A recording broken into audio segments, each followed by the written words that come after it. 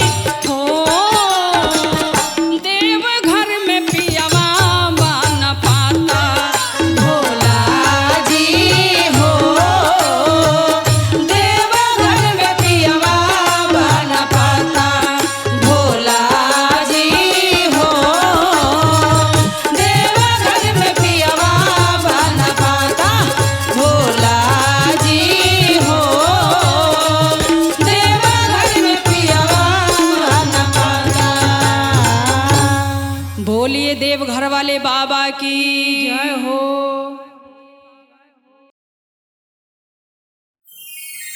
प्रेम से बोलिए शिव गुरु महाराज की जय हो, सच्चे दरबार की जय हो। और आबा बहिना ये 5 तत्व से बनल शरीरिया के गुरु जी के दरबार में लगा दो। आ गुरु जी के चरण से जुड़ल रहबू तो ज्ञान मिली, भजन करबू तो दया मिली। आबो एक दिन सबके जाय के बा, कहे के बा कैसे पूनम दीदी। आ 5 ही तत्व से बनल होता नामा, सुन रे मानामा जय हो। आ सुन रे मानामा ओई में बैठल एगो सुगाना, सुन रे मानामा ओई में बैठल एगो सुगाना, सुन रे मानामा ओई में बैठल एगो सुगाना, सुन रे मानामा। 5 ही तत्व से बनल होता नामा, सुन रे मानामा। 5 ही तत्व से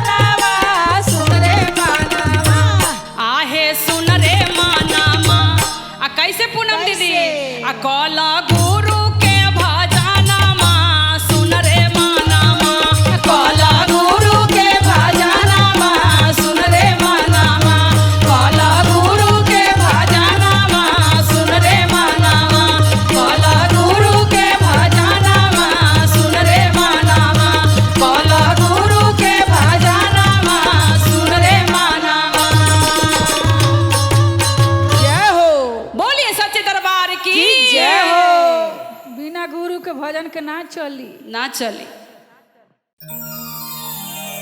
प्रेम से बोले साचे दरबार की नीलम दीदी हरिंदर भैया के प्यार दुलार की जय हो, जय हो। कार्तिक गणेश की और आई जब से शिव गुरु के चर्चा शुरुआत भइल भैया तहिए से हम सब शिव गुरु के शिष्य बन गए।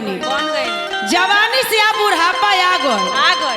अब तक गुरु जी दया ना बरसैलन हम ना जानी कब हमरा सब पर दया बरसी बरस जाई। इहे लीलम दीदी हरिंदर भैया से गुहार करत तनी जे दया बरसाई हमरा सब पर सब शिष्या लोग पर आ राजू बाबा पर बबलू पर रंजन पर और कहे के बा कैसे